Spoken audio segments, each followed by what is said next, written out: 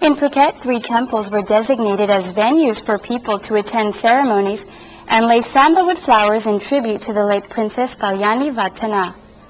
At Wichit Sangkram, or Wat Kuan Temple in the city, the Phuket Governor Pricha Rungjan led officials and people from all walks of life to lay the sandalwood at a recently built crematorium to pay respect to the beloved princess. People wearing black or white and mourning colors joined the ceremony in all 3 designated temples. Many said it was the last chance that they could pay respect to the princess and that they had been following the royal processions and ceremonies in Bangkok via television. Schools put up exhibitions about her life and her untiring work for the people's benefit, especially in education. All 3 temples in Phuket were crowded with mourners. In Phang-Nga, the governor, Yumsurya Palosuk, led officials and people to lay sandalwood flowers in tribute to the princess. Other designated temples in all 8 districts were also packed with mourners. In Krabi, thousands of people gathered at Khao Korowaram to perform the same ceremony. The activity was led by Krabi Governor Siwa Sirasawalak. Princess Galyani, who is His Majesty the King's elder sister, passed away on January 2nd this year at the age of 84. All parties and stakeholders in Phuket are invited in early December to discuss and map out the island's future. A roadmap for Phuket Island's development is planned to be laid out during a seminar about Phuket's future, scheduled to take place on December 2nd, 2008. The seminar aims at having all stakeholders and parties discuss and map out the island's development direction. 8 main topics will be covered. They are administration and political development, economic and tourism, education, health, quality of life, basic infrastructure, natural resources and environment, and information technology. The Provincial Administration Organization CEO, Paibun Upatisingh, expects that the seminar will be a platform for all parties, such as the Chamber of Commerce, Industrial Council, the Thai Hotel Association Southern Chapter, and the Tourist Association, to brainstorm, share the issues of concern, and come up with precise solutions, stressing the tourism-related issues. The organizer hopes the seminar would lead to a comprehensive outcome. Patong Municipality seeks local organizations and businesses to participate in the festival to mark open the tourist season in December. Local government, organizations, and businesses in Phuket are urged to take part in the Phuket Carnival 2008 in Patong by having their outstanding culture parade join in the procession on the opening day. The Patong Municipal Administrator called a meeting with concerned parties on Thursday to seek their participation. The festival, to be held during December 15th through the 20th, is an annual festival to mark the beginning of the tourist season for the island. Several performances, cultural shows, and bands are on stage. Products from all regions of Thailand are to be put on sale with fresh seafood available for participants to enjoy. The parade on the opening day is normally spectacular and draws vast attention from tourists. And more budget will be allocated to a checkpoint at HRH, the gateway to Phuket Island, to enhance its operation capacity after many cases of unlicensed arms were found being smuggled in. 2 months since the improvement of the operation at HRH checkpoint, the police reported a seizure of 32 unlicensed guns.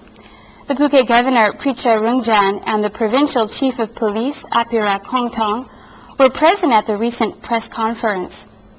The Chief of Police admitted that the cases seized are minor and that his officers will intensify the checks for security. The police have been allocated 26 million baht budget to improve the operational efficiency of the HRH checkpoint. This includes adding high-tech equipment to screen for arms or other illegal items getting through the checkpoint. HRH is the only land gateway to the island of Phuket. The Phuket Governor ordered integrated action against narcotic drugs under the government's 90-day campaign to battle against drugs. The Phuket Governor, Pricha Rungjan, called a meeting with government officials, head of local government and community leaders urging them to integrate their work in the operation under the 90-day Fight Against Drugs campaign, which was launched as a national agenda during November 3rd through January 31st, aiming at having all parties actively act against drugs in prevention, suppression, and rehabilitation of victims. The Phuket Governor said in the meeting that local community leaders must be invited to work with the center and that approaches can differ according to local situations. 40 villages in all 3 districts are highlighted as vulnerable locations for the problems. The provincial authority, however, focuses on 2 main groups: young people who the governor said he would visit and talk to during their morning assembly sessions at schools. Mr. Picha also announced that government officials must not get involved with any drug cases, including bailing out the suspects. A religious ceremony was held for the plane and helicopter artificial reef. The Thailand Diving Association, or TDA, put the artificial reef squadron on cement bases and secured them, and then lifted them with a crane to locate in front of the deep sea port to test out their balance. This was a preparation to transport the plane and helicopter wrecks by ship to be sunk off Bang Tao Bay on November 23rd. On Saturday, religious ceremonies, Buddhist and Islam, were performed for all 10 wrecked planes before they are to be submerged as artificial reefs. The TDA and the Trengtalay local government will start sinking the plane wrecks during November 24th through the 28th, and the last plane will be placed on the seabed on November 29th. The Thai Tourism Minister, Virasak Kausurat, is invited to preside over the ceremony along with media members. And turning now to Phang-Nga, where the Kok Krai community offers ecotourism. An increasing number of tourists are now getting to know the ecotourism service made available at a Kok Krai village located on the coast of Phang-Nga Bay. The community connecting Phang-Nga with Krabi province offers canoeing and kayaking for visitors to appreciate local natural resources of limestone caves and lagoons. The ecotourism started after local villagers realized that income from fishing was declining. They then gathered and established community tourism. The Provincial Tourist Association stepped in to support and promote the local community to make sure that they continue in sustainable development. And finally, in local news, the Phuket-based John Gray Sea Canoes Tours won a Top Eco Award.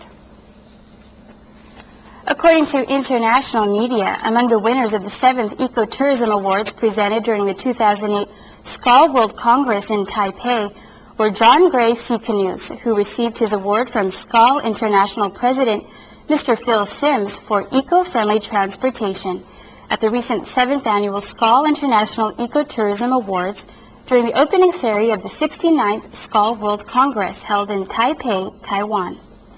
Skull, founded as an international association in 1934, is the largest organization of travel and tourism professionals in the world, embracing all sectors of the travel and tourism industry in 5 continents, 90 countries, and over 500 locations, with 20,000 members from hoteliers to travel agents, airlines, tourism media, and tourism academies. To encourage the conservation of the environment and help to promote the development of responsible and sustainable tourism, Skull International initiated these ecotourism awards.